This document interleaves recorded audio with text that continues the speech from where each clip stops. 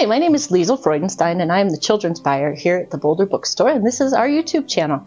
I was looking at our wonderful stock earlier today, thinking about what I was going to present to you on this video, and I came across this unusual sort of thing about two teeny unicorns. So I thought, well, got to talk about those.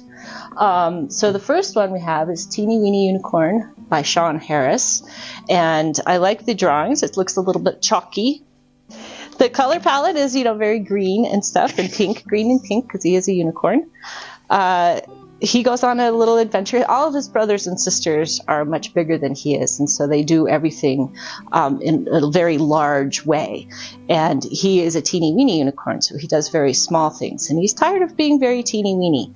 So he goes off on an adventure, and of course gets lost in the yard, which is pretty funny. But he does find a gnome, and apparently he has stepped on the gnome's car, because the gnome is even smaller than he is.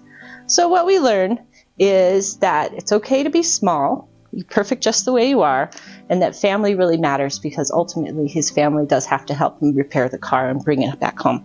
It's just really delightful. It's really fun to imagine teeny-weeny unicorns getting lost in the gardens and small gnomes with cars who need help.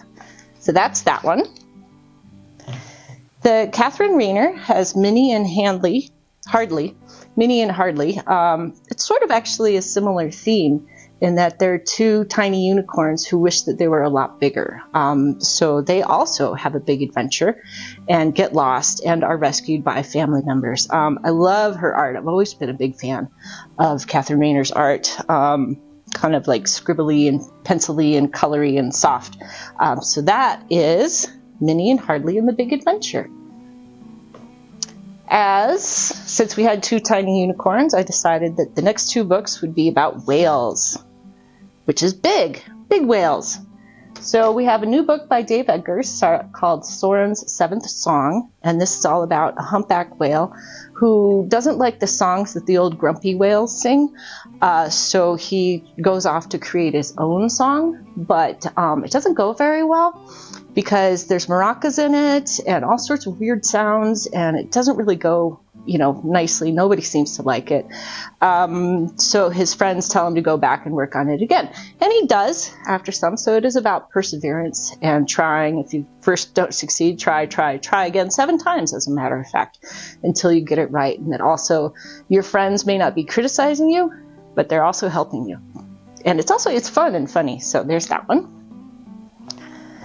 My next whale book is Billy Twitter and His Blue Whale Problem. This came out a long time ago. I think I was first buying kids' books when this one came out. It's by Mac Barnett and illustrated by Adam Rex. In this one, it's sort of a more if you can't beat them, join them sort of thing. It does have a lot of facts about whales, but ultimately the premise is Billy has not cleaned his room in a really long time. So his parents decide to get him a blue whale as punishment. And there are tons of whale facts, and Billy has to learn how to take care of the blue whale and take him to school and all sorts of things. And ultimately, he does move into the whale because it's easier to take care of the whale on the inside than it is on the outside. And he doesn't have to clean his room because it's bigger now. And that is Billy Twitter and His Blue Whale Problem. Some of my favorite books. I hope you enjoy them. Come in, check them out. Check you later. Bye.